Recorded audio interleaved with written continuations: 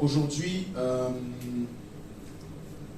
on va continuer notre série sur principe d'évangélisation. On arrive tout doucement, petit à petit, à la fin, on va dire à la fin d'une grande partie, puisque la grande partie porte sur l'évangélisation par la sagesse. Donc on a plus vu principe d'évangélisation dans le sens de la sagesse, que l'évangélisation, ça demande aussi de la sagesse, ça demande aussi de la réflexion, ça demande aussi de la stratégie, de tactique, ça demande aussi de prendre les choses en compte. Et ensuite, je pense la semaine prochaine ou dans 2 semaines, on passera à l'évangélisation de puissance. Donc on verra la dimension de la puissance dans l'évangélisation, le fait de gagner une âme notamment. Parce que au final, si quelqu'un donne sa vie à Christ, ou du moins reçoit la vie du Christ, et est né de nouveau et est sauvé, ce n'est pas par nos belles paroles, ce n'est pas par nos belles stratégies marketing, ce n'est pas parce qu'on a une belle page Instagram, ce n'est pas parce qu'on est éloquent et qu'on parle bien, ce n'est pas parce qu'on est pertinent dans la société. J'arrive à citer ici en France Simone de Beauvoir, Molière, et donc ouais, ça y est, il s'est fait tout à tout homme. Ce n'est pas seulement par cela, au final, c'est le Saint-Esprit. Quiconque a donné sa vie à Christ réellement, a fait de lui son Seigneur et son Sauveur, c'est parce qu'il y a eu une action surnaturelle en l'homme, dans le cœur de cette personne. C'est pour ça que Paul il dit, Paul a planté, Apollos a arrosé, mais c'est Dieu qui fait croître. Donc, on va voir dans les prochaines semaines la dimension de la puissance, la dimension de l'Esprit de Dieu. On verra aussi les principautés, les démons, tout ça, comment est-ce que les démons aussi agissent sur les êtres humains et les empêchent donc de voir la réalité de Dieu. Mais il faut bien qu'on termine la série, sinon il n'y a rien de plus horrible que de ne pas bien terminer. Moi, quand je regarde un film, si la fin est moche ou elle n'est pas bien, ça casse tout. Ça reste, donc la fin est importante. La fin est une chose au mieux que son commencement. Alors, cette semaine, cet après-midi, on va aller un peu plus loin dans le témoignage public de Daniel. Comment est-ce que Daniel il a fait pour témoigner publiquement de sa foi? J'avais vu plusieurs points avec vous, mais je n'avais pas terminé avec les 2 derniers points qui étaient la compétence et la sagesse. Donc, je vous avais dit que j'allais sauter ça et puis bon, à chacun d'étudier ça dans son lieu secret ou d'attendre qu'un jour je prêche sur ça. Mais je me suis dit, allez, on va quand même terminer et je vais partager avec vous ce qu'il y a sur la compétence de Daniel, ce qu'on a à apprendre, en quoi est-ce que quand j'utilise mes dons et mes grâces et que j'excelle dans cela, ça me donne une plateforme pour témoigner du Christ et aussi la sagesse. Donc si vous deviez donner un titre pour cette sous-partie, ce serait la compétence qui attire les rois. La compétence qui attire les rois. Competence that attracts kings. Alors c'est très bizarre, hein, mais j'ai tellement l'habitude d'avoir des interprètes et des traducteurs que j'ai l'impression toujours il me manque une béquille. Quand j'ai pas un interprète, moi j'ai l'habitude de ça. Mais bon, je sais que Dieu va me faire grâce et que ça va aller. Alors, le témoignage public de Daniel, on va voir quelques passages, mais si vous vous souvenez très rapidement, de façon succincte, on avait vu comment est-ce que Daniel a réussi à briller dans le système de Babylone. On avait vu numéro 1 qu'avant qu'il n'aille à Babylone et qu'il reçoive une éducation là-bas, il avait déjà une éducation spirituelle. Numéro 1, l'éducation spirituelle. Numéro 2, nous avons vu qu'à cela était ajoutée une éducation intellectuelle, une éducation académique ou universitaire. En 3, on avait vu qu'il était fidèle à son identité. Fidèle à son identité. Ensuite, je dis ça vraiment brièvement, mais je dis juste les points pour que vous les ayez si vous voulez méditer dessus. Non seulement il était fidèle à son identité, mais il a fait aussi preuve de discernement spirituel.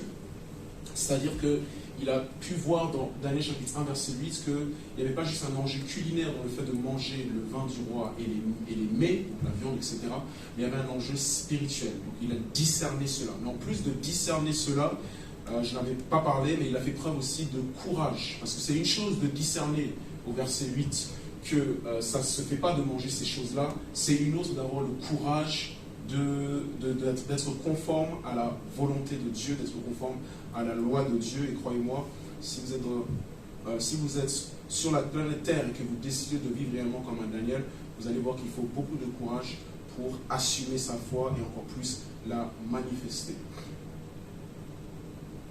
Ouais, je voulais dire quelque chose, mais ouais. D'ailleurs, par rapport au courage, ce qui est intéressant, vous allez voir que c'est la manifestation, l'expression de la foi qui, on va dire, pose, entre guillemets, problème à ceux qui sont autour de nous. Ça, c'est aussi important de le réaliser. à partir du moment, tant que tu gardes ta foi pour toi, tant que tu pries dans ton lieu secret, tant que tu scandes et tu confesses le nom de Jésus-Christ dans les 4 murs d'une église ou dans ta chambre, ça ne pose pas vraiment, entre guillemets, un souci pour ceux autour. C'est à partir du moment où tu viens confronter les valeurs des autres avec ta propre foi que ça pose problème.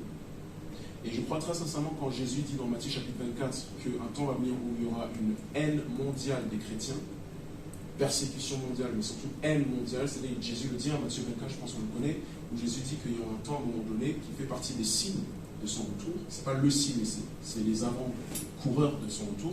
Qu'un temps viendra où les gens vont avoir la haine de tous ceux qui portent le nom de Jésus. Je pense très sincèrement qu'on va arriver à ce stade-là parce que les chrétiens sont arrivés à un tel niveau d'expression publique de leur foi sans gêne que ça va commencer à déranger parce que c'est là que ça fait clash.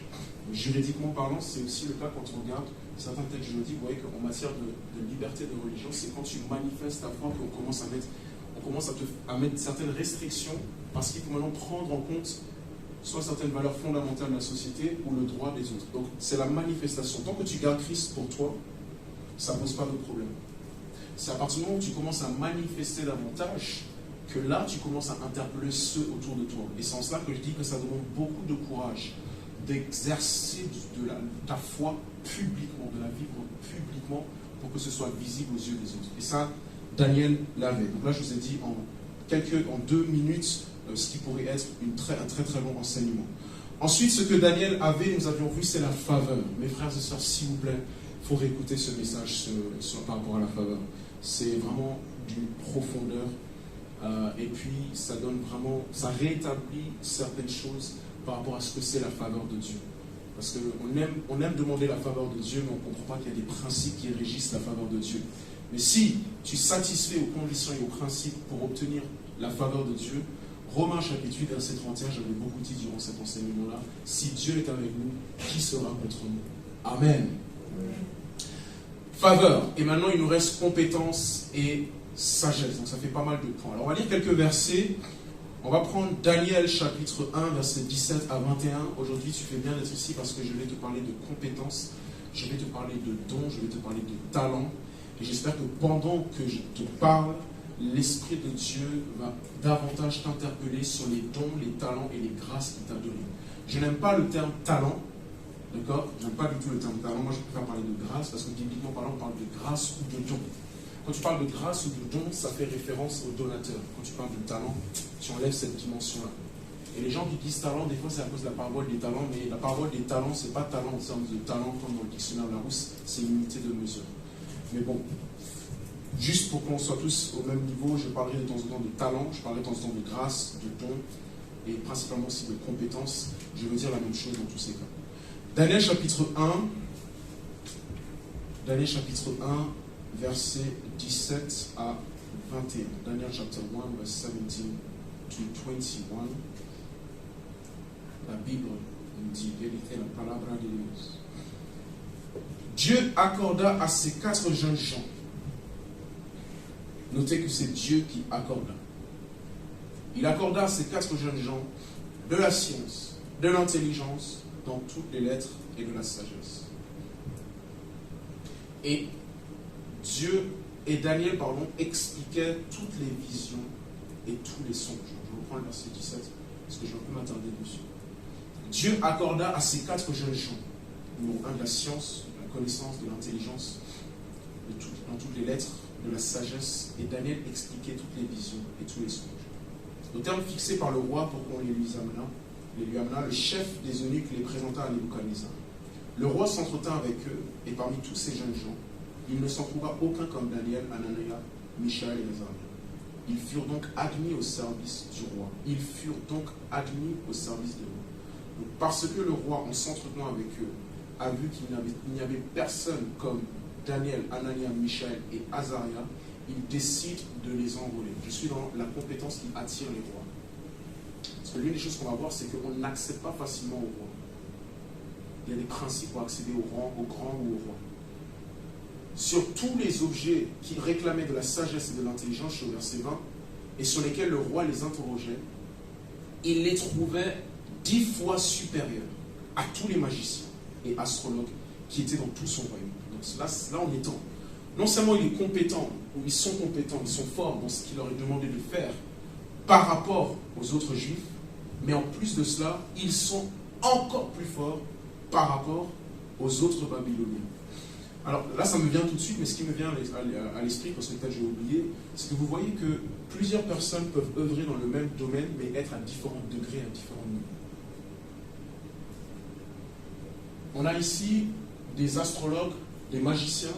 Au verset 17, on a d'autres enfants d'Israël qui ont tous de la connaissance, qui ont tous de l'intelligence, qui ont tous appris des choses, mais ils ne sont pas au même niveau. Il faut comprendre une chose, c'est que chaque rang, chaque don, chaque grâce, chaque talent et même chaque ministère a des degrés de niveau de dimension.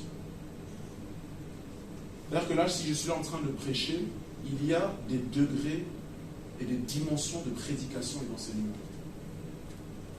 Il y a des gens qui ont une dimension plus grande que la mienne en matière d'enseignement. Et même moi, par la grâce de Dieu, il m'est donné et accordé une certaine marge de progression pour être encore plus excellent et encore plus profond dans ma manière d'enseigner. Donc, on verra une chose, parce qu'on verra cela, parce qu'on va voir que quand Dieu te donne un don, tu dois comprendre que le don est un potentiel, le don est à l'état brut. Et qu'il y a, there's like a range, il y a une rangée où il t'est demandé d'accéder au niveau 1, 2, 3, 4, 5, 6, etc., etc., etc. Et c'est assez impressionnant quand tu vois quelqu'un qui est dans une dimension beaucoup plus élevée que toi ou supérieure à toi, tu vois vraiment que tu as encore du chemin à faire. Et tu vois que c'est encore plus excellent et plus efficace. Donc notez bien une chose, dans peu importe les dons que vous avez, les grâces que vous avez, ou le ministère dans lequel vous opérez, il y a toujours des dimensions plus élevées et supérieures.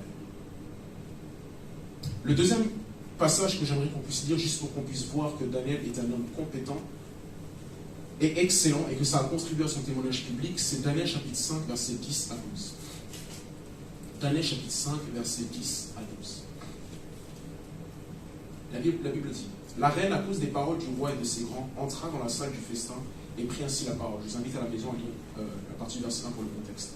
Ô roi, vis éternellement, que tes pensées ne te troublent pas. Donc le roi est troublé, il a un problème. Et que ton visage ne change pas de couleur. Il y a dans ton royaume un homme qui a en lui l'esprit des dieux saints. Il y a dans ton royaume un homme qui a la solution à ton problème. Pourquoi? Parce qu'il est doué. Et du temps de ton père, on trouva chez lui des lumières, de l'intelligence et une sagesse semblable à la sagesse des dieux. Aussi le roi Nebuchadnezzar, ton père, le roi ton père, l'établit. Pourquoi il l'a établi? Chef des magiciens, des astrologues, des chaldiens et des devins.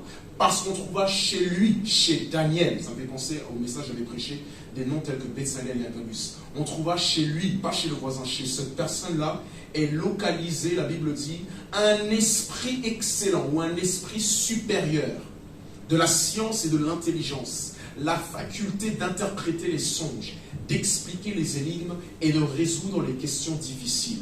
Que Daniel donc soit appelé et il donnera l'explication. Donc, on a appelé Daniel, pourquoi? Parce qu'il était compétent, parce qu'il était excellent.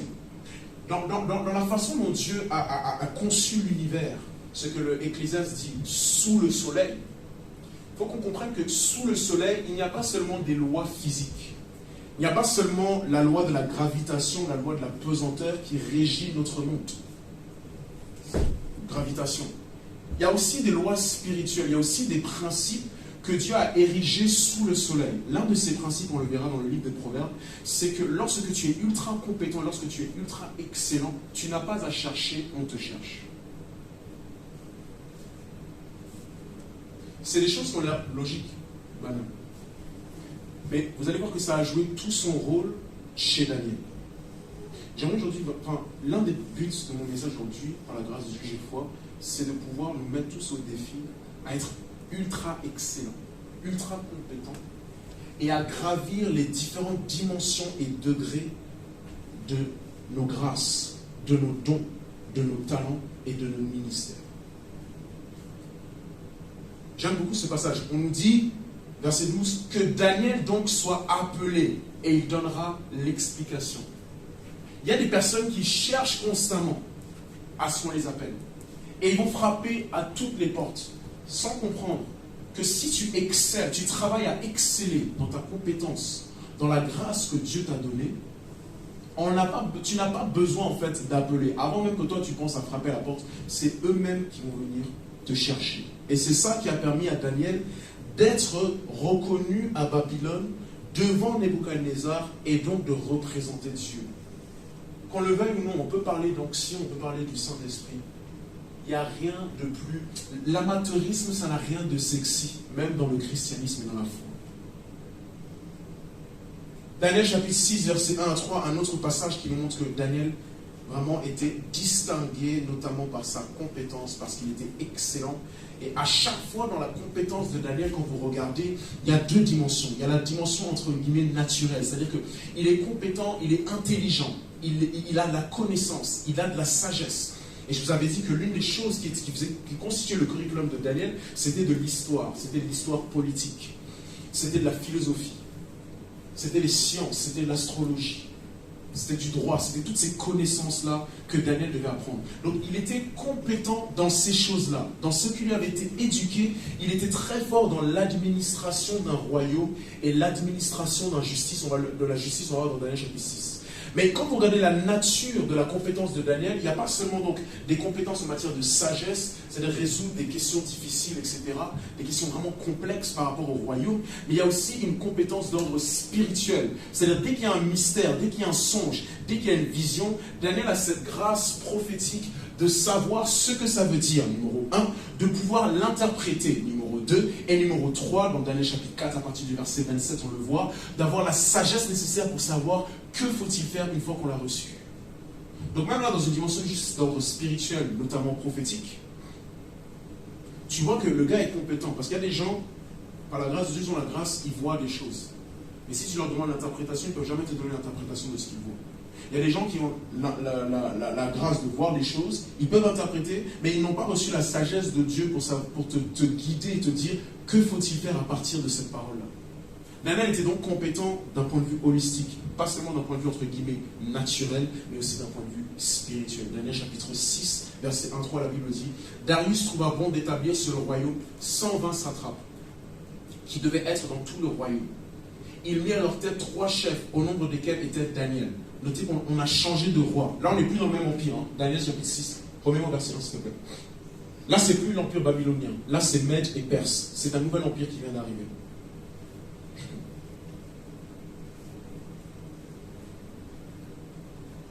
Verset 2, il mit à leur tête 3 chefs au nombre desquels était Daniel, afin que ces satrapes leur rendissent compte et que le roi ne souffrit aucun dommage.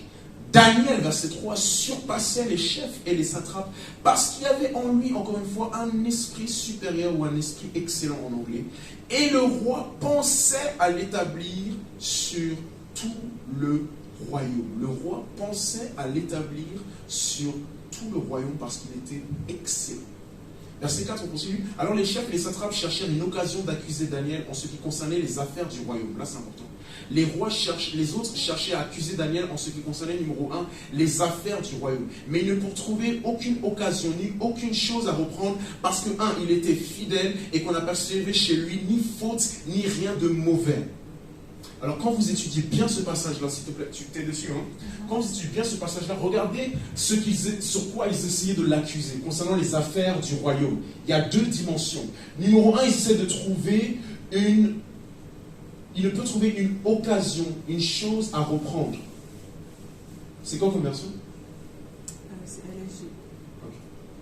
Parce que quoi, il était fidèle. Et numéro 2, il n'a percevé chez lui aucune faute ni rien de mauvais. Il y en a un qui parle de son intégrité, de son caractère. Il y en a un autre qui parle de sa compétence. C'est-à-dire qu'il ne faisait pas d'erreur, il n'était pas négligent. Donc Daniel était supérieur et il était au-dessus. Et on ne pouvait pas trouver quoi que ce soit pour l'accuser, parce que déjà il était quelqu'un d'intègre, mais en plus ça il était quelqu'un de compétent. Le roi ne cherchait pas seulement de l'intégrité. Ça ne suffit pas de juste être saint, pur, d'être fidèle, d'avoir un bon caractère et intègre, si tu ne peux pas solutionner le problème que le roi te pose devant toi. C'est bien beau d'avoir un Dieu qui est plein d'amour, un Dieu qui compatit quand je suis malade, mais ce Dieu ne me sert pas à grand-chose s'il n'est pas suffisamment omnipotent pour me guérir. pour chasser un démon, pour me révéler des choses et me donner une sagesse qu'il me faut. Donc il ne s'agit pas juste d'être gentil, il ne s'agit pas juste d'être quelqu'un d'intègre et quelqu'un de fidèle, il ne s'agit pas juste d'être quelqu'un de bon. Il faut que j'associe à mon intégrité, à mon caractère, un tel niveau de compétence que je ne fais ni faute, ni rien de mauvais, pas d'erreur, pas de négligence. C'est ça, c'était ce que Daniel était au travail. Et Dieu sait qu'il y a beaucoup de grands qui sont tombés pour de la négligence et des fautes. Ok, on va lire un peu, excusez-moi, parce que j'ai besoin d'établir certaines choses. Proverbe chapitre 22, verset 29, Proverbe 18, verset 16, et après, on a fini pour la lecture. Proverbe chapitre 22, verset 29, que tout le monde, par la grâce de Dieu, apprenne par cœur ce verset. Proverbe chapitre 22, verset 29, ça fait partie de ces principes dont je vous ai parlé, qui régissent sous le soleil. Proverbe chapitre 22, verset 29. 22, verset 29. La Bible dit, si tu vois un homme ou une femme habile ou doué, en anglais skillful, dans son ouvrage, il se tient auprès des rois, il ne se tient pas auprès des gens obscurs ou de basse condition. Je répète ce verset. Si tu vois un homme habile, compétent, un homme qui est doué, qu'est-ce que ça veut dire? Que la compétence, ça se voit. On peut reconnaître quand un homme ou une femme est compétente ou habile. Compétent ou habile. Si tu le vois ainsi dans son ouvrage, pas dans l'ouvrage d'un autre, mais dans son ouvrage, dans sa grâce, dans ce que lui, il sait faire de mieux, il semblerait que le don le déplace et l'attire vers un certain type de personnes que la Bible appelle des rois. Il ne se tient pas auprès des gens obscurs. Donc, tout le monde n'a pas accès aux rois. Dans Proverbe chapitre 18, verset 16, on nous dit que les dons ou les présents d'un homme lui font de la place et lui donnent accès au roi ou accès au grand. Donc, le même principe est donné dans Proverbe 22, verset 29 et Proverbe chapitre 18, verset 16. La compétence de Daniel a toute sa place. La grâce et le don de Daniel, dans lesquels il excelle, ont toute leur place et leur importance pour que Daniel puisse se retrouver au milieu du roi Nebuchadnezzar et d'autres et représenter son Dieu. Et c'est encore plus important dans la société. Si tu veux représenter Christ dans ta société, dans les médias ou quoi que ce soit, si déjà tu n'es pas compétent dans la chose, tu n'as pas en fait droit de faire partie de cette clique. Si je veux faire partie des médecins pour pouvoir les gagner à Christ, il y a en fait tout un ensemble de systèmes qui ont été mis en place, de systèmes de certification et d'approbation, afin de pouvoir faire partie de l'ordre des médecins et de pouvoir dire que un tel et un tel, nous sommes confrères et consoeurs. Et à partir de là, Dieu peut te permettre d'être un peu plus proche de ces personnes-là, en tout cas d'un point de vue quotidien. On l'a vu la semaine dernière avec le frère Christian. Du fait qu'il est avocat, du fait qu'il a passé toutes les certifications qu'il fallait, tous les jours, il est environné de ce genre de personnes et il a compris que Dieu ne l'a pas placé là par hasard. Il doit projeter Christ et faire passer un message au-delà de sa profession. Mais pour ceux qui n'ont pas, pour nous qui n'avons pas cette certification-là, peut-être qu'on peut rencontrer ce genre de personnes, mais pas tous les jours. Pas aussi aisément. Donc, la compétence est importante parce qu'elle donne accès. Il n'y a rien de plus naïf qu'un chrétien qui pense qu'il va pouvoir accéder à certains milieux parce qu'il est tout beau et tout bibi, tout gentil, tout fidèle, tout intègre, parce qu'il est tout pur, il ne fume pas, il ne boit pas, il ne fornique pas, il ne ment pas. Non, donc, forcément, non. Il y a la compétence, l'excellence, les voies de Dieu. On est dans le principe d'évangélisation. Dieu est sage, il n'est pas bête. Quel est le moyen que je peux utiliser pour envoyer les miens là-bas, chez le roi Nebuchadnezzar? J'ai besoin de les doter de connaissances, d'intelligence, de science, de certaines grâces. Et il faut qu'ils soient suffisamment excellents et compétents dedans parce que c'est la porte d'accès pour y arriver. Donc, quelques définitions. Qu'est-ce qu'un don? Qu'est-ce qu'un don? On va parler des dons, on va parler des grâces. Qu'est-ce qu'un don? Un don, donc, c'est une grâce ou une capacité. Une grâce ou une capacité. Un don, une grâce ou une capacité qui est innée ou acquise. Une grâce ou une capacité innée ou acquise, donnée par Dieu, c'est important, de faire 4 choses. Une grâce, une capacité innée ou acquise est donnée par Dieu de faire 4 choses. De comprendre, de connaître, d'avoir et de faire. De comprendre, de connaître, d'avoir et de faire. Il y a certains d'entre nous, nous avons une grâce particulière, comme Daniel, de comprendre certaines sciences. Il y a certains d'entre nous, nous avons une grâce, comme David, de pouvoir faire de la musique. Donc les dons et les grâces que Dieu nous donne, les talents que Dieu nous donne sont répertoriés en 4 grandes familles. Il y a une grâce de la compréhension, comprendre, grâce de connaître, grâce d'avoir. Parfois le fait d'avoir, c'est aussi une grâce de l'Éternel. Avoir un héritage même, ça peut être une grâce de l'Éternel. Et la grâce de faire. Maintenant c'est là que ça devient important. La grâce de comprendre, de connaître, d'avoir et de faire sans effort important quelque chose. La grâce de pouvoir faire quelque chose sans effort, naturellement. Je demande à notre sœur, vous savez une sœur ici, on leur demande de chanter naturellement, elles ont une inclinaison plus facile, aisée, de pouvoir chanter juste. D'autres personnes, tu leur donnes le micro, tu leur demandes de chanter, ils galèrent à chanter juste. Le pire même, c'est quand même ils n'ont même pas l'oreille pour savoir qu'ils ne chantent pas juste. Ça, c'est horrible. Mais c'est une grâce. C'est une grâce d'avoir l'oreille. Rien que d'avoir l'oreille, c'est une grâce. Une oreille musicale. Il y a même une intelligence musicale. C'est une grâce quand monsieur, j'espère qu'il ne dort pas, qui est à la batterie, qui est en train de jouer, il y a une intelligence musicale qu'il a naturellement, mais qu'il va falloir travailler, mais qu'il a naturellement parlant, de comprendre que la musique, ça se joue sur des mesures. Et qu'il y a un tempo. Et que je dois suivre le tempo. Mais certains n'ont pas cette grâce-là, cette intelligence-là. Donc, ils ne suivent pas. Donc, chacun d'entre nous, il y a une grâce qui nous est donnée qui est innée ou donnée. Mais là, je parle du inné, c'est-à-dire tu n'as rien fait pour, tu n'as pas fait d'effort pour. Dieu t'a accordé cette grâce, cette capacité, sans que tu n'aies fait quoi que ce soit.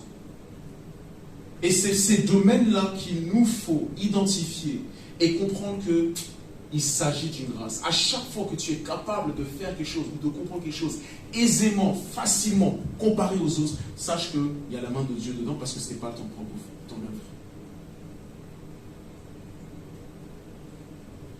Maintenant, ma partie la plus importante dans cette définition, c'est pas seulement que c'est la grâce de comprendre, de connaître, d'avoir ou de faire sans effort quelque chose, mais c'est que cette chose que j'ai à faire exige un travail pour maximiser le potentiel et servir les autres. Et ça, c'est l'aspect important de la définition aussi. Non seulement chacun d'entre nous, Dieu nous a donné une grâce. Je peux peut-être prendre Jacques chapitre 1, verset 17. Dieu nous a donné tous une grâce, un don excellent de faire certaines choses naturellement. La grâce de diriger, leadership, la grâce de l'administration, la grâce d'être organisé, d'organiser les choses. Mes frères et sœurs, ce n'est pas donné à tout le monde. Tout le monde n'a pas dans ce système de pensée une façon ordonnée de dire « Attends, il faut qu'on fasse ça, ensuite on fait ça, ensuite ça, voici comment mettre de l'ordre. » Tout le monde n'a pas cette grâce-là. Donc il y a des gens qui font les choses aisément, il y a des choses que toi tu fais aisément, plus facilement. Et c'est les choses que tu arrives à faire plus facilement et aisément et naturellement que Dieu te demande, fin de ma définition, de travailler dessus davantage. Ça exige plus de travail. C'est parce que je sais le faire aisément ou sans effort que je dois mettre plus d'efforts dessus. That part is very important. C'est parce que je peux faire les choses que je peux faire sans effort sont les choses qui vont demander plus d'efforts. Parce que le potentiel d'avoir plus de fruits, plus de résultats est beaucoup plus grand que les choses qui me demandent plus d'efforts. C'était l'une des grandes erreurs et péchés par orgueil que j'ai eu à l'école, jusqu'au lycée même et le bac, où j'avais des facilités sur certaines choses. Et donc je me dis, dès que j'ai un 14, j'ai eu 14. Et puis tu dis, je n'avais pas trop bossé, j'ai eu 14. T'as trimé comme pas possible, et puis t'as que eu 16. Si j'avais trimé, sûrement j'aurais plus. Mais quelle stupidité, justement. C'est parce que il y a une aisance, il y a une facilité, que c'est là même où Dieu te demande, travaille davantage. Pourquoi? Parce qu'un don, lorsque Dieu le donne, est un potentiel. Et il a le potentiel d'accroître et de se multiplier. Notez bien cela. On identifie un potentiel et on célèbre la compétence. On célèbre le travail qui a été fait sur le potentiel. Ne célébrez jamais votre potentiel. Ne célébrez jamais votre potentiel. Identifiez votre potentiel. C'est pas la même chose. Parce que si tu identifies ton potentiel et tu célèbres ton potentiel, tu te dis, j'ai un sacré potentiel, et tu célèbres cela, tu ne vas jamais l'utiliser. Non, j'identifie ce que Dieu m'a donné. J'identifie la grâce que Dieu m'a donnée. J'ai mis ici, ce qui te vient sans effort, c'est là où le plus d'effort est requis, parce que les résultats seront beaucoup plus grands. La Bible nous fait comprendre l'enchaînement dans Daniel chapitre 1 à partir du verset 4 et même jusqu'au verset 17, que Dieu leur a accordé des choses. Mais ce n'est pas parce que Dieu leur a accordé de la sagesse et de l'intelligence que pendant 3 ans, ils n'ont pas travaillé. Mais tu ne peux pas travailler ce que Dieu ne t'a pas accordé. C'est-à-dire que si Daniel n'avait pas de l'intelligence ou de la sagesse il pourrait essayer autant qu'il faut, il ne comprendrait pas les sciences de Babylone. Il ne comprendrait pas. Vous savez, des fois, il y a certaines matières, on est là, on est en train d'étudier, on lit, mais c'est comme si ton cerveau, il ne pige pas, il ne cale pas. Tu ne comprends pas. Tu as beau essayer, mais tu ne piges pas et tu ne cales pas.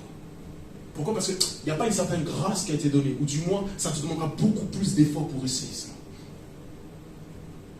Moi, je me souviens, une fois, on était à la chorale sur Strasbourg, et puis il y avait une sœur qui était venue et tout. Elle ne chantait pas dans la chorale, mais elle voulait chanter avec nous et tout. Et puis, le récitant de la chorale essaie de lui faire chanter avec les autres. Non! Allez, les autres arrivaient. La personne, elle essayait, elle était sincère. Elle essayait de tout son cœur, mais elle n'y arrivait pas. Elle n'y arrivait pas. Donc, il y a certains principes en fait à comprendre en ce qui concerne les dons. Daniel était un homme compétent, c'est-à-dire un homme qui a identifié le potentiel et qui ensuite a travaillé le potentiel. Donc, identification du potentiel plus travail du potentiel égale compétence. Il y a la part de Dieu où Dieu accorde et il y a la part de Daniel où Daniel travaille la chose que Dieu a accordée. Mais si Dieu ne l'a pas accordée, tu ne peux rien faire. Quelques caractéristiques par rapport au don, là c'est de la répétition. Numéro 1, donc un don, ça vient d'en haut puisque Dieu a accordé. C'est Paul qui dit, qu'est-ce que tu as reçu? Qu'est-ce que tu as que tu n'as pas reçu? Je crois que c'est 2 Corinthiens chapitre 4, verset 7 ou 5, verset 7.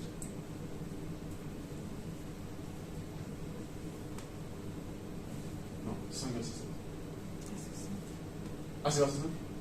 Non. Chapitre 5, verset 7? Sinon c'est pas grave. Si tu as retrouvé, qu'est-ce que tu as que tu n'as pas reçu? Qu'est-ce que tu as que tu n'as pas reçu? Donc Paul est en train de dire, et c'est ce que Daniel nous enseigne, c'est que la source et l'origine de mon don vient d'en haut. Qu'est-ce que ça veut dire ça? Ça veut dire que l'une des façons de pouvoir manifester ton Dieu et manifester ce qui vient d'en haut, c'est d'utiliser ce qui vient d'en haut. Un don. Vous savez, quand vous regardez les gens utiliser leurs dons, et pas seulement des chrétiens, mais n'importe qui, prenez des athlètes, prenez certaines personnes, pas de des noms. Quand vous les voyez à un tel niveau d'excellence, c'est sublime. C'est presque surhumain. It's breathtaking. Parce qu'ils ont utilisé quelque chose qui vient d'en haut et ils ont tellement travaillé, excellé, que ça paraît même surhumain. Il dit à 1 Corinthiens, c'est pas une mentire. Car qu'est-ce qui te distingue? Qu'as-tu que tu n'aies reçu? Et si tu l'as reçu, pourquoi te glorifies-tu comme si tu ne l'avais pas reçu? Écoutez bien le langage, c'est pour ça que je ne vais pas parler de talent, moi je peux pas parler de don et de grâce. Regardez bien le langage, il est en train de parler de recevoir. S'il y a réception, c'est qu'il y a donation par un donateur. Je dois reconnaître que tout ce dont je suis capable de faire, la source est divine. Et donc ça doit tout de suite m'extirper de l'orgueil. Parce que je sais, comme Daniel, que c'est Dieu qui accorda. Caractéristique numéro 1 du don, ça vient d'en haut. Et je suis vraiment de plus en plus convaincu, surtout depuis cette parole sur l'émergence sur laquelle aussi nous avons été depuis, c'est que sincèrement, si tu veux que Matthieu chapitre 5 verset 16 s'accomplisse, ou que ta lumière brille afin que les hommes voient et glorifient ton Père qui est aux cieux, ça ne passera pas sans ton don. Il faut que ça passe par ton don. Et c'est pour ça qu'à chaque fois que Dieu est sur le point d'utiliser quelqu'un, notamment Moïse, quelle est la première question qu'il lui pose? Qu'est-ce que tu as dans ta main? T'as quoi entre tes mains? Parce que ce que je t'ai donné, c'est ce que je compte utiliser. C'est l'outil et l'équipement que je compte utiliser pour que tu puisses éblouir le monde par la gloire et la superpuissance de Dieu. Si nous n'utilisons pas nos dons, nous devenons tout simplement ordinaires. Donc, caractéristique don numéro 1, ça vient d'en haut. Une autre caractéristique que j'aimerais donner par rapport au don, je ne vais pas tous les dire, c'est qu'un don, c'est divisible. Qu'est-ce que je veux dire par là? Quand vous prenez Galates chapitre 5 avec le fruit de l'esprit, on nous dit que le fruit de l'esprit, c'est la paix, la patience, l'amour, la joie, etc. Vous n'avez jamais remarqué que ce n'est pas écrit au pluriel, mais c'est écrit au singulier, on dit le fruit. Par contre, quand vous prenez les dons de l'esprit, c'est au pluriel. Et quand vous prenez notamment 1 Corinthiens chapitre 12, vous allez voir que la Bible nous dit qu'il a donné aux uns tac, il a donné à d'autres tac. Certains ont ça, certains ont ça. Les dons que Dieu donne, il les distribue. Ils sont divisibles. Le caractère du Christ, le fruit de l'esprit, ça, Dieu ne divise pas. C'est-à-dire que tout le monde ici doit avoir dans son entièreté le fruit de l'esprit, le caractère de Dieu. Tu ne peux pas dire, moi je prends la patience, mais je ne prends pas l'amour. Il faut tout. Mais par contre, par essence, Dieu ne donne jamais tout à tout le monde. Dieu ne donnera jamais tout à un homme. C'est-à-dire qu'à partir du moment où Dieu t'a donné certaines grâces, certains dons, c'est aussi la limite de ce que tu es capable de faire. Il le fait notamment pour une grande raison, afin que tu sois suffisamment humble et comprennes l'intercomplémentarité, l'interdépendance. Mais ce que toi tu as, quelqu'un d'autre ne l'a peut-être pas. Parce que Dieu l'a distribué à toi, pour toi, afin de l'utiliser.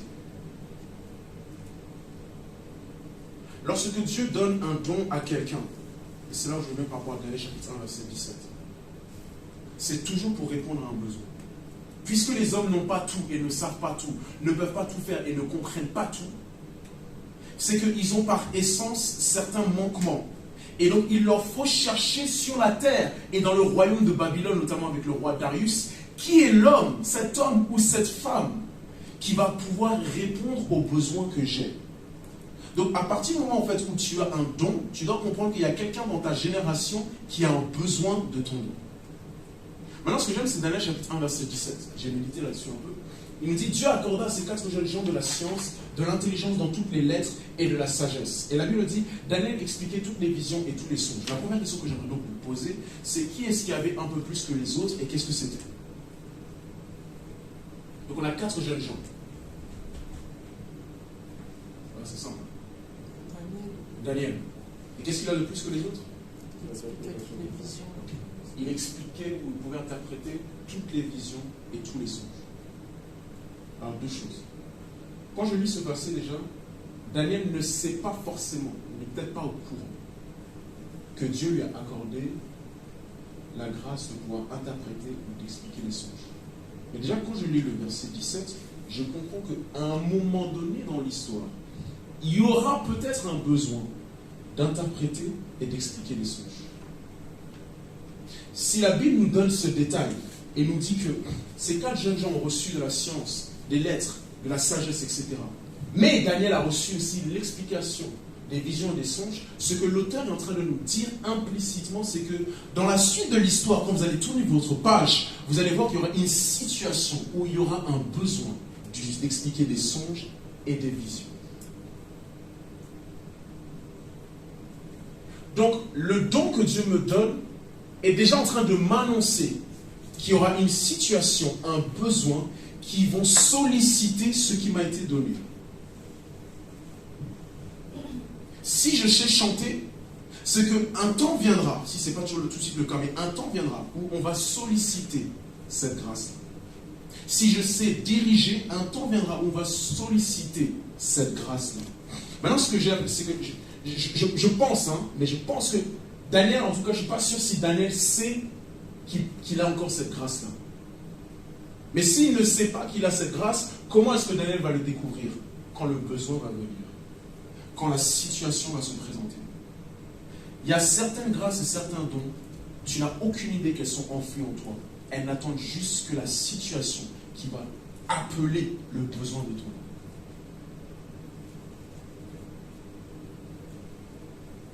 Si Daniel ici ne sait pas qu'il a la grâce d'interpréter les songes et les visions, c'est une situation qui va révéler cela. Et ça, c'est l'une des façons que Dieu utilise pour te révéler que tu as un don de grâce.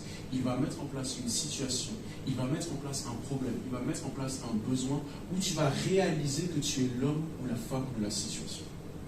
Pourquoi? Parce que quand tu regardes le problème et que tu regardes ce que tu sais faire, il semblerait que ce que tu sais faire est exactement ce qu'il faut. Pas Dieu vient de te révéler ton don de ta grâce. C'est pas à tout le monde que Dieu révèle son don ainsi par l'Éternel. Toi, tu as une grâce. Non. Certains d'entre nous, la façon dont Dieu nous révèle nos grâces et nos dons, c'est tout simplement par une situation, des événements, des circonstances où on voit que, ah mince, cette situation, ce besoin est en train de solliciter ce que je sais faire. Vous savez pourquoi pour certains d'entre nous, il y a certaines grâces qu'on n'utilise pas encore? C'est parce qu'il n'y a pas encore eu le besoin ou la situation qui va venir frapper à la porte de cette grâce-là.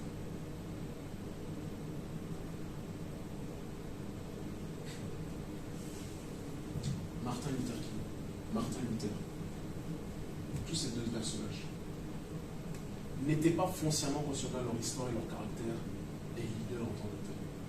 Mais une situation s'est levée qui est venue réveiller certaines capacités, certaines grâces que Dieu a enfouies à l'intérieur. C'est-à-dire qu'à l'intérieur de nous, il y a des grâces et des capacités, on n'a aucune idée.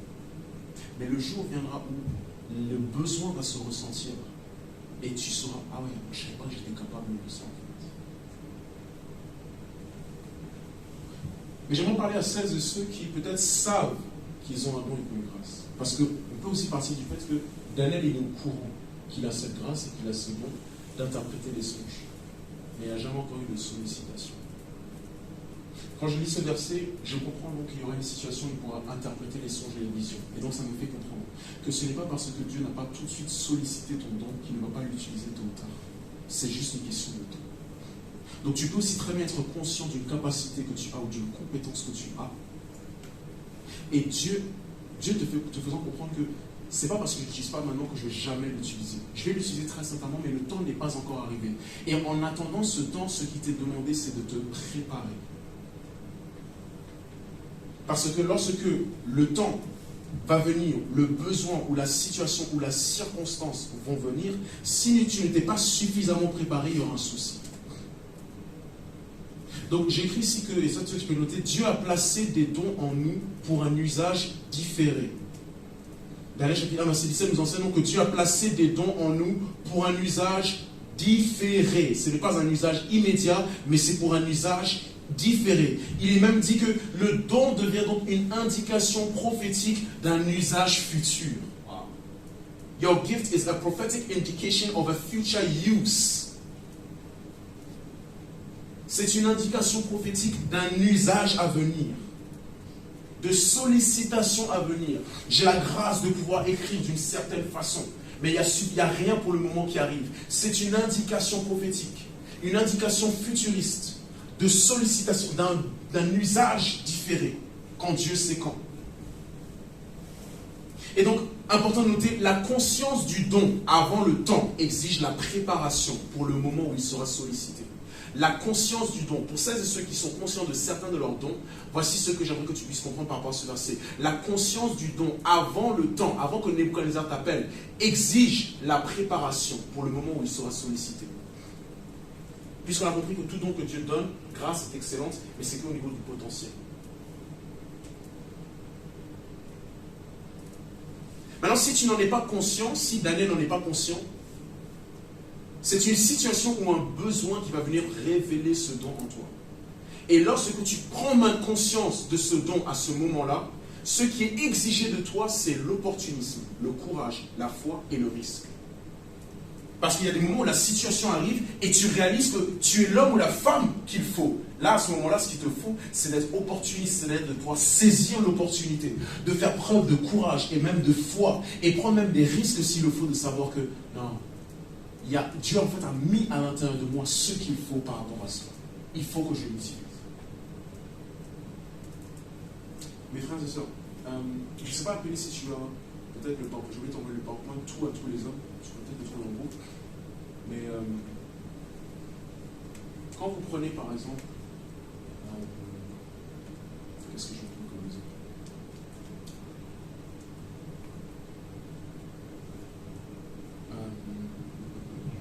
Quand vous prenez par exemple un scalpel, si je prends un scalpel, je prends un masque à l'hôpital et je prends une sorte de robe verte, vous pensez à quoi?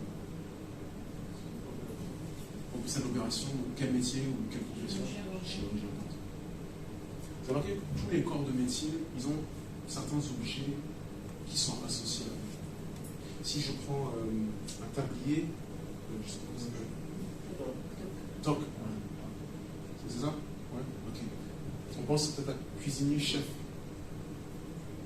Alors que les outils ou les dons, certains objets, sont une indication d'un usage, d'un appel ou de certaines compétences. Si tu regardes tes dons et tes grâces, si tu fais vraiment l'inventaire de tout ce que Dieu t'a donné, notamment parce que tu arrives à faire aisément, sans effort, mais qui demande donc plus d'efforts, c'est une indication qui t'associe à un corps de métier, à une certaine vocation, à une certaine ligne de ministère et d'opération que Dieu voudra utiliser en toi.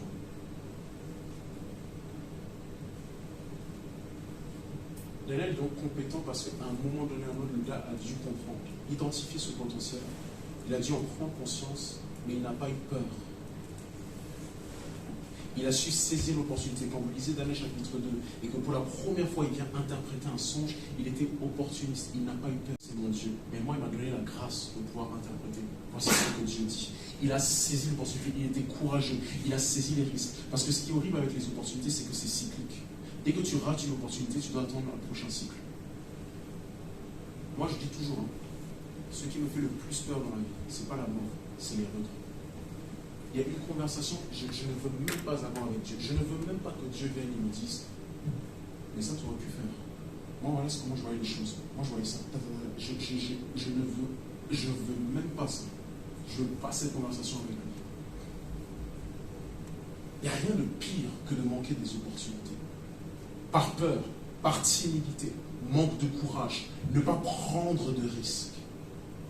Voici quelques caractéristiques par rapport aux dons et aux grâces que Dieu nous donne. Je répète encore une dernière fois. Si tu as la conscience de ton don avant le temps, exige la préparation pour le moment où il sera sollicité. Si tu es conscient d'un don, commence à préparer et travaille dessus. Parce qu'il y a toujours quelqu'un qui est à un niveau supérieur de ce que tu fais. Toujours, toujours. Il y a un prédicateur, je l'écoute. La semaine encore, je l'écoutais, j'ai dit, encore du chien.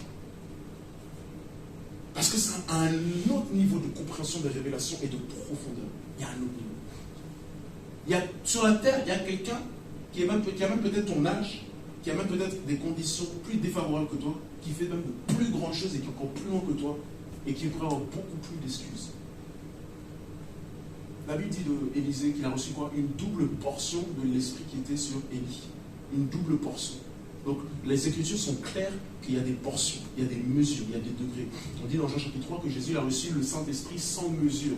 Comme pour nous faire comprendre donc que lui c'est sans mesure, ça ne peut pas se compter, mais les autres avec mesure on peut compter. C'est-à-dire quoi? C'est-à-dire que je dois constamment chercher. Parce que je bosse davantage, je travaille davantage. C'est-à-dire tout ce que je suis en train de faire présentement, je peux le faire à une dimension encore plus élevée. Tout ce que nous faisons, tout ce que tu fais.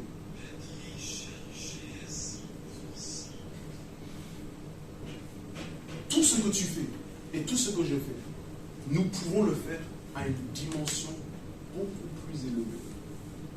C'est pour ça que j'aimerais vous donner juste un conseil. Et d'ailleurs, c'est dans l'une des prédications que je vous ai partagées. Quand les gens vous acclament, ou peut-être célèbrent vos dons, prenez 30 secondes peut-être pour rendre gloire à Dieu, pour être heureux, content et me dire merci. Mais ça sort là, ça ressort de l'autre oreille. Vous savez pourquoi? Parce que moi, si je n'ai pas la grâce que toi tu as, quand je te vois opérer au niveau 10, c'est niveau 100 pour moi. Donc quand je te vois opérer au niveau 10, je suis genre, waouh, c'est extraordinaire ce que tu fais. Toi, tu sais très bien qu'on est en train de t'acclamer au niveau 10. Et tu sais très bien que tu es capable de faire beaucoup plus. Mais comme les gens n'ont pas ta grâce et ton don, et que eux, ça leur demande beaucoup plus d'efforts de faire ce que toi tu fais, eux, ils sont émerveillés. Donc c'est là, en fait, la grande illusion si tu ne fais pas attention. C'est si tu t'arrêtes aux acclamations des autres pour ton niveau 10, tu es en train de freiner les 90 encore qui suivent. Et Dieu ne va pas te juger sur la base de ce que tu aurais pu faire par rapport aux autres, Dieu va te juger sur la base de ton potentiel. Il a dit, toi, tu pouvais aller à 100, mais tu t'es contenté de 10 et tu t'es contenté des acclamations de tous ceux qui étaient à 5 qui ne pouvaient pas aller au-delà de 5. Depuis que j'ai eu cette révélation, notamment avec parabole des talents, if you come and you tell me, pastor, it comes here and it comes out this way. I feel like telling you, you haven't seen anything yet. J'ai envie presque de te dire, t'as encore rien. Ça, c'est niveau 10. Il y a un proverbe qui dit, dans le royaume des aveugles, les borgnes sont bons. Dans le royaume des aveugles, les borgnes sont bons. C'est-à-dire que Jacques, tu es en compétition en réalité avec ton potentiel. Et que si tu tombes dans l'illusion des acclamations des sœurs, parce qu'elles ne peuvent qu'aller à 5, et tu te dis, je suis bien, ou je suis meilleur que les autres, je suis bien, mais Dieu va te juger gravement. Et tu ne peux pas arriver au niveau d'excellence et de compétence. Parce que la compétence, ce n'est pas le potentiel. La compétence, c'est un potentiel qui a été raffiné et travaillé. J'ai une conversation que j'ai eue cette semaine avec un collègue de travail. On est en train de discuter du pétrole. On est en train de peut-être émerveiller des pays du Moyen-Orient. Combien ils se font beaucoup d'argent par rapport à cela. On se dit, mais en Afrique, certains de nos pays ont trouvé aussi. D'ailleurs, certains de nos pays ont des ressources naturelles, des matières premières. Mais la différence entre ceux qui ont une croissance économique, qui ont un certain développement et qui bénéficient de tout ça, c'est ce qu'on appelle la transformation. Certains de nos pays, on a du cacao, mais après, le chocolat, matière brute, fini, on vient de l'importer. C'est quoi la différence? C'est nous ne savons pas transformer ce qui est brut. Donc, it's a principle, c'est un principe. Ce qui enrichit, c'est la transformation de la matière brute, de la matière première. Ce n'est pas la matière première en elle-même. Ce qui peut t'accorder la grâce d'accéder à certains niveaux, comme Proverbe chapitre 22, verset 29, ce n'est pas le brut, c'est la transformation de la chose. L'investissement, la répétition, le travail, l'excellence. C'est ça qui fait la grande différence. Regardez bien le monde dans lequel nous sommes et l'économie notamment. Vous allez voir, ceux qui ont pris de l'avance, c'est ceux qui savent transformer ce qui est brut. Donc pendant qu'on est là et puis on trouve des minerais, du coltan, du bauxite, du pétrole, et puis tout le monde Dieu nous a bénis, hein. Dieu a béni notre terre, hein, vraiment, et tout le monde se réjouit parce qu'il y a de l'or, il y a toutes ces choses-là. Il y a à pleurer si on ne sait pas transformer cela. Donc moi, ce que j'aimerais t'inviter à faire, si tu ne l'as jamais fait ou que tu ne l'as pas fait, c'est déjà d'identifier ton potentiel, de faire l'inventaire de tout ce que Dieu t'a donné. Et maintenant de voir quels sont les moyens par lesquels je peux transformer cela. Pour que ça ait un autre niveau. Déjà, quand tu es en train de jouer, gloire à Dieu, mais c'est rien. Il y a une autre dimension, il y a un tout autre niveau. Tout. Et tout, hein. Tout, même les trucs spirituels, on va dire, ministère de la guérison, tu guéris les malades, prophétique, des choses comme ça, il y a un autre niveau. Et même un pasteur disait à un moment donné, il était bloqué à un niveau. Il n'arrivait qu'à guérir les gens qui avaient de la fièvre et des maux de tête. Mais dès qu'il y avait d'autres sortes de maladies, il n'arrivait pas. Il dit, mais Seigneur, c'est comment? Je suis qu'à un certain niveau. Parce qu'on a ce qu'on appelle le don des guérisons. S. Romains 12. Ou 1 Corinthiens 12. Donc il n'arrivait pas à aller plus loin. Il était bloqué. Dieu lui dit, bon, sois fidèle à ce stade-là. Donc il a dit, ok Seigneur. Donc lui, tout ce qu'il appelait, c'est les gens qui ont mal de tête, fièvre. Et puis ils étaient guéris. Mais après, quand il commençait à être fidèle, les tumeurs partaient. Les aveugles voyaient. Les sourds entendaient. Pourquoi? Un autre niveau. Un autre niveau. Un autre niveau. C'est pas qu'on continuera sur ça, mais Daniel était compétent par rapport à ça. Et donc il a respecté le principe, Proverbe chapitre 22, verset 29, pour terminer. Il a respecté ce principe qui nous est important de comprendre. La raison pour laquelle on ne t'appelle pas, c'est parce que peut-être tu n'es pas suffisamment compétent, excellent. Il n'y a pas dans le royaume de Babylone un comme Daniel. On est allé l'appeler, on est allé le chercher. Proverbe 22, verset 29. Si tu vois un homme habite dans son ouvrage, il se tient auprès des rois, il ne se tient pas auprès des gens obscurs.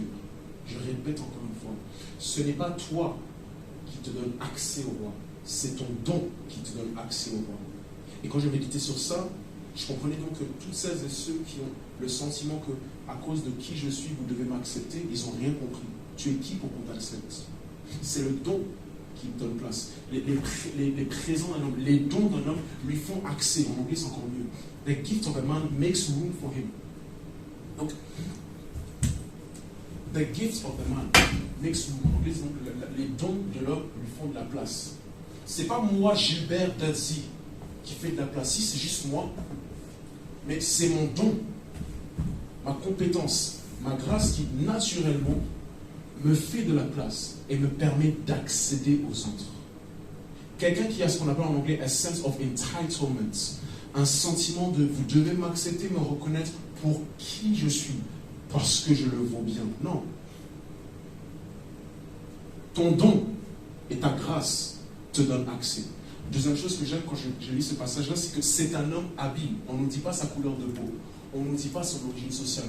La compétence, c'est tellement puissant que peu importe ton origine, peu importe ta couleur de peau, peu importe ton sexe, peu importe ce qui est censé être un désavantage dans le naturel, tu peux être tellement compétent que ça peut te lancer là-bas, parce qu'à un moment donné, le besoin se fait tellement ressentir qu'on sait que, écoute, on va mettre de côté toutes ces considérations-là, on a besoin de toi.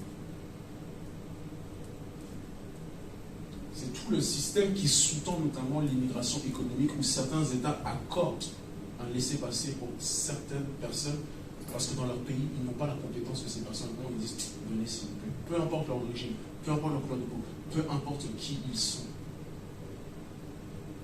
On ne va pas t'accepter parce que tu es qui tu es. On ne va pas t'accepter parce que tu es beau, parce que tu es belle. C'est ton don ou ta grâce qui va devoir faire de la place. Quand on comprend ça, on ne perd pas une minute. Et tous les jours de notre vie, on travaille, on travaille, on travaille, on travaille, on travaille. On travaille, on travaille. On fait que ça. On fait que ça. Donc nous voulons vraiment, vraiment que le Seigneur puisse nous apporter certaines grâces, de comprendre tout ce qui a été dit.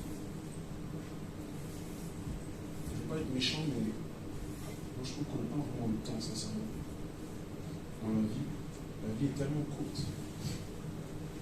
qu'on devrait en réalité appliquer notre vie à bosser nos dons, nos grâces, à nous rendre excellents dans tout ce qu'on fait et à ne pas se laisser distraire par toutes sortes de choses. Je ne suis pas en train de dire qu'on ne doit pas s'amuser, je ne suis pas en train de dire qu'on ne doit pas se reposer, je ne suis pas en train de dire qu'un bon petit film Netflix c'est mauvais, loin de là. Mais il y a une certaine mentalité à avoir, tu vas voir que quand Dieu t'a donné, quand tu as vraiment la révélation, la compréhension de ta vision et les dons et les grâces que Dieu te donne, tu vas voir en fait que tu n'as pas le temps, que tu ne peux pas perdre une minute. Que tu ne peux pas perdre une minute. Et moi, une chose dont j'ai horreur quand j'y pense, c'est que quelqu'un qui ne travaille pas son don peut ressembler à quelqu'un qui n'a pas de don du tout. Si toi, tu ne travailles pas ton don de chanter, que quelqu'un ici ne sait pas chanter, on ne verra pas forcément la différence entre toi qui ne travaille pas ton don et toi qui ne sais pas chanter. Donc, ce qui fait la différence, en fait, c'est le fait de travailler et le fait d'exceller. Le fait de travailler et le fait d'exceller. On va prier pour terminer. Que l'Esprit de Dieu puisse te projeter, te donner une image de toi-même. L'image de toi-même. Tu te vois opérer à une autre dimension, à une autre niveau. Quand vous lisez la Bible, vous pouvez aller beaucoup plus loin dans le niveau de révélation et de compréhension de ce livre. Quand vous prophétisez Satan, vous pouvez aller beaucoup plus loin. Quand vous chantez, vous pouvez aller beaucoup plus loin. Quand vous écrivez, vous pouvez aller plus loin. Quand vous parlez, vous pouvez aller beaucoup plus loin. Il y a des niveaux.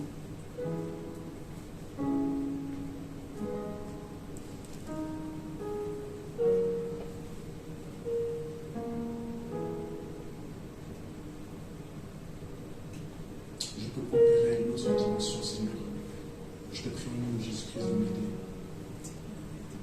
de m'accorder la grâce. Tout peut se faire à une autre dimension. Tout peut se faire à une autre dimension. Tout peut se faire à une autre dimension. plus élevée. Tout peut se faire à une dimension plus élevée. C'est ainsi, il faut que je me discipline à nouveau. S'il faut que je revoie mon emploi du temps, s'il faut que je reconsacre un peu de temps sur telle et telle chose, s'il faut que je laisse plus de place pour telle et telle chose, s'il faut que j'achète des livres, s'il faut que je me forme, s'il faut que j'aille à l'école à nouveau, s'il faut que je fasse telle et telle formation, s'il faut que je suive telle formation en ligne, s'il faut que je répète et que je réessaye. Peu importe ce que ça coûte, ce que tu as mis entre les mains, tu ne pourras que l'utiliser si c'est suffisamment raffiné.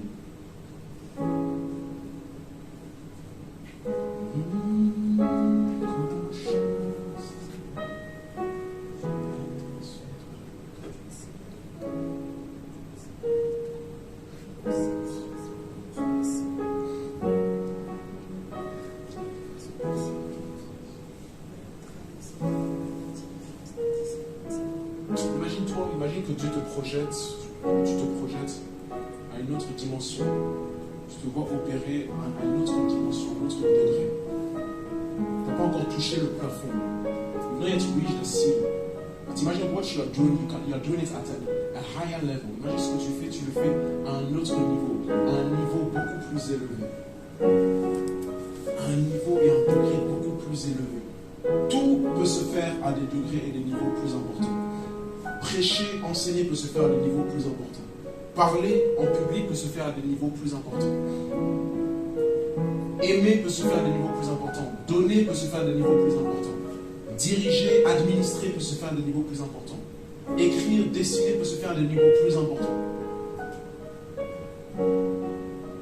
Seigneur, il y a tant de grâce, tant de dons que tu as mis et que tu as répandus et distribués, Père. Nous prions pour une amplification. Nous voulons prier pour une amplification. Une amplification. Amplifie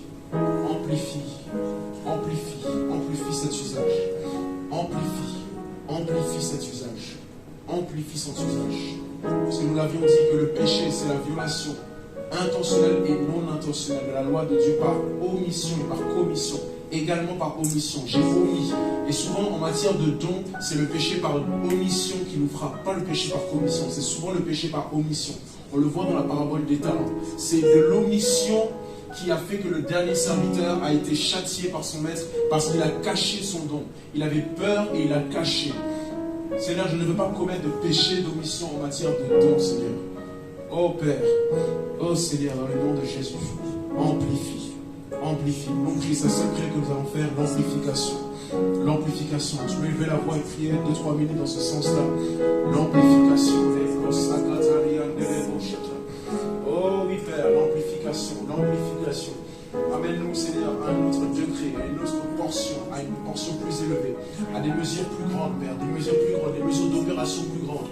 Cette grâce, nos capacités innées ou acquises de faire quatre choses, de comprendre, de connaître, d'avoir et de faire. Dans le nom de Jésus-Christ, amplifie ma capacité à comprendre, amplifie ma capacité à connaître, amplifie ma capacité à faire, amplifie ma capacité à savoir, à emmagasiner. Tu dis dans 1 Roi chapitre 4, au verset 32, en parlant de Salomon, Seigneur, que tu lui avais donné, Seigneur, un cœur aussi large, qui pouvait contenir même tout le sable. Il avait un cœur large pour pouvoir contenir toutes sortes de connaissances. Peut-être que tu dois élargir et tirer cela chez quelqu'un, Père. Peut-être que chez quelqu'un, c'est amplifier la créativité, parce que tout cela va servir.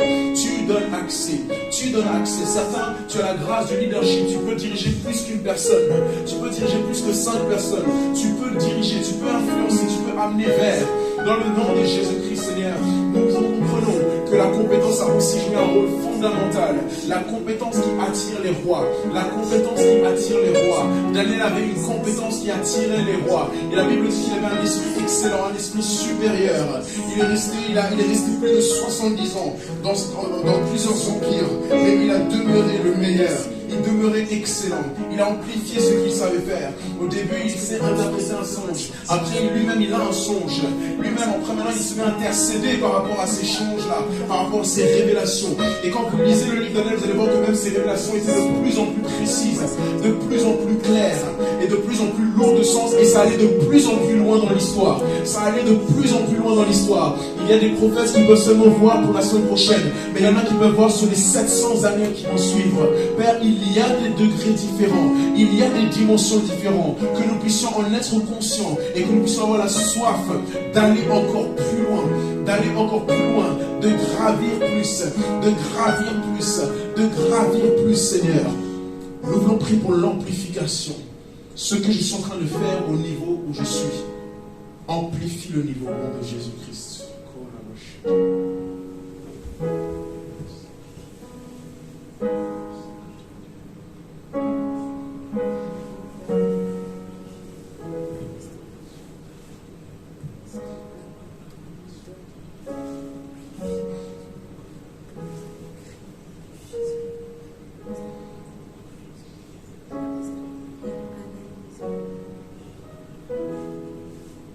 To banish the sense of entitlement. Tu dois te débarrasser de ce sentiment qu'on doit t'accepter parce que c'est toi.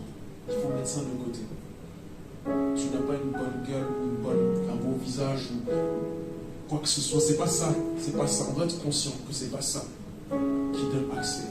Mais c'est un don travaillé. Il y a un monde et il y a un milieu où on n'accepte pas et on ne donne pas accès juste pour qui nous sommes. Et il va falloir prouver cela. Il dit dans 2 Timothée chapitre 2 verset 15, efforce-toi d'être approuvé. Efforce-toi d'être approuvé. Study to show yourself approved unto God. Efforce-toi de te présenter devant Dieu comme un homme éprouvé. Parce qu'un homme éprouvé est un homme approuvé par Dieu. A woman or a man that is proved by God is approved of God. Père, nous voulons te remercier, nous voulons te bénir parce qu'aujourd'hui tu viens nous mettre au défi, tu viens nous challenger. D'ailleurs, c'est dans la même lignée que la semaine dernière. Tu nous montres aujourd'hui que la compétence, ça compte aussi dans le processus d'évangélisation, puisque c'est ça qui donne accès et qu'il y a certains milieux qu'on ne pourra jamais atteindre si on n'est pas suffisamment compétent. Nous prions donc, Seigneur, pour nos dons, pour nos grâces, qu'on puisse tous arriver au niveau de la compétence, de la maîtrise et de l'expertise. Que cela soit l'investissement de nos vies. Et nous en verrons les fruits en nous, mais surtout dans le fait de bénir les autres autour de nous et de te représenter.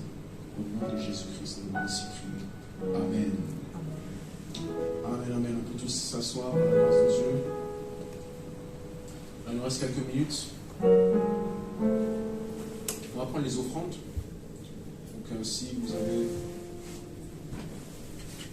venu avec quelque chose, il y a la sœur qui va se déplacer, vous pouvez lui donner.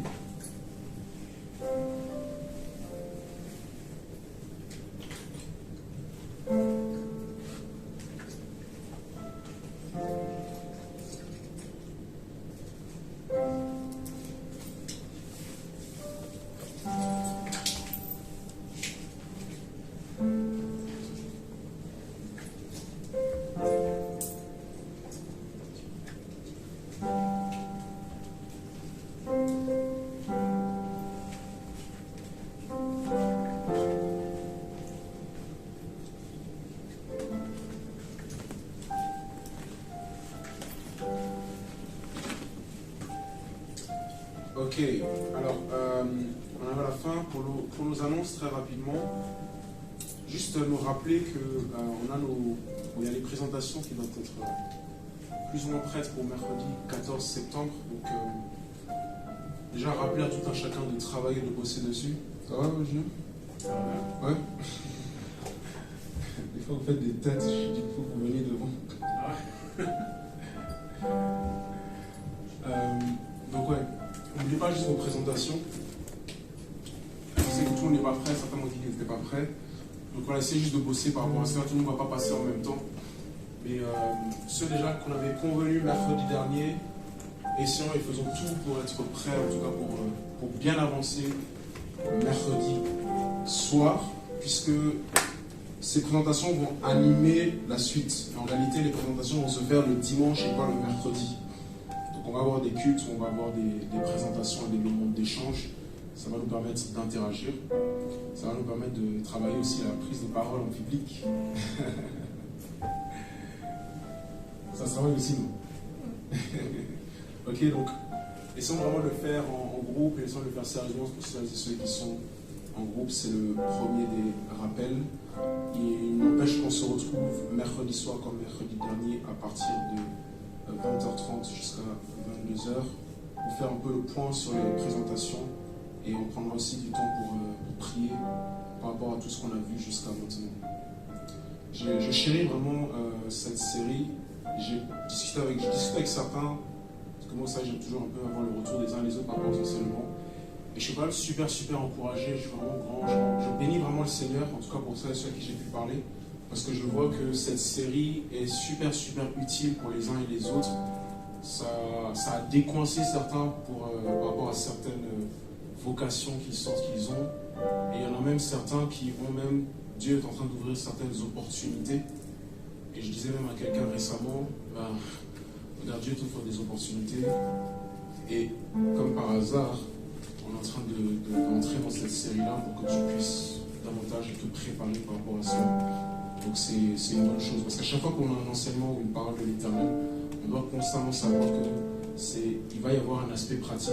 Il va y avoir une application de cette parole. Donc, mercredi soir, on verra où nous sommes pour les présentations, prends le temps pour prier. Et j'espère que la semaine prochaine, nous aurons une première présentation de prêtres. Normalement, c'est celle sur la politique, gouvernance droit, ou celle sur l'éducation. Donc la semaine prochaine, soit on va parler de politique, gouvernance droit, soit on va parler d'éducation, ça dépend du groupe qui est prêt. Et on aura un super temps, j'espère, d'échange, de discussion, de réflexion. Et je vais ensuite mettre un terme à la série sur la généralisation de sagesse. Je travaillerai les compétences, je ferai un peu sur la sagesse. Et après, je vais m'arrêter là. Parce que des fois, on peut squatter une série pendant très longtemps. Et des fois, il y a d'autres sujets qui m'appellent aussi, qui me disent, mais pasteur, moi aussi, j'aimerais que tu puisses parler de moi un peu aussi. Donc, on va s'arrêter un peu la semaine prochaine par rapport à cela. J'espère que tout le monde a bien reçu aussi le dossier que j'ai envoyé jeudi, très tôt dans la matinée. Juste encore rappeler, téléchargez-le, mettez-le dans vos ordi. Et ensuite, de toute façon, je reviendrai dessus, j'enseignerai avec. Et essayez de le parcourir et de le découvrir. Amen, amen, amen. Amen. Ok, ce sera tout pour nos annonces. On va se retrouver la semaine prochaine par la grâce de Dieu, avec des gens aussi qui reviennent de vacances. On va juste terminer dans la prière. J'aimerais inviter, à chaque fois, des fois je le choisis un peu comme ça, hasard, notre très chère sœur Merveille, si elle peut bien venir pour prier, pour terminer. Est-ce qu'on va acclamer le Seigneur?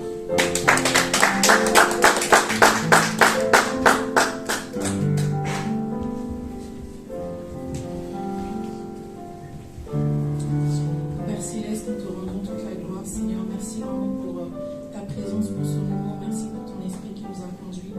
Merci pour le repas. Merci de nous avoir nourris, Seigneur, Père Dieu de gloire. Je prie vraiment pour que chacun d'entre nous puisse partir avec sa part, Seigneur, Père Dieu de gloire, et que nous puissions prendre le temps aussi, Père Dieu de gloire, de bien digérer, Seigneur, tout ce que tu nous as servi, Père Dieu de gloire, cet après-midi.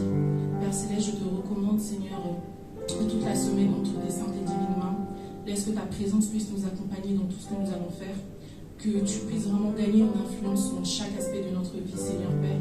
Et je prie encore une fois que ta volonté parfaite, Seigneur Père, soit accomplie et soit acceptée et respectée, Seigneur Père, Dieu de gloire, de notre part. Merci, Seigneur Père, pour tout, Seigneur Père, pour ton amour, Seigneur, pour ta grâce, pour tes bontés qui se renouvellent chaque jour, Seigneur Père. Merci pour nos proches, Père Dieu de gloire. Je prie aussi, Seigneur, pour ceux qui ne te connaissent pas, Seigneur. Ceux, Père Dieu de gloire, qui sont perdus, qui se sont éloignés, Seigneur. Je prie, Seigneur Père, que tu puisses les toucher, Seigneur Père, de partout là où ils sont, Seigneur Père Dieu de gloire. Je prie aussi que tu puisses faire de nous des influenceurs, Seigneur Père, des ambassadeurs, Seigneur Père Dieu de gloire, de ton royaume, Seigneur. Que nous soyons tels comme des aimants, Seigneur Père Dieu de gloire, qui attirent, Seigneur Père, tes enfants vers toi, Seigneur Père Dieu de gloire. Apprends-nous, Seigneur Père, à te représenter comme il se doit, Seigneur Père, et que rien que toute la gloire ne revienne qu'à toi seul, Père Dieu de gloire. Sois loué, sois magnifié, Seigneur Père, c'est dans ton merveilleux et puissant nom que je prie ainsi.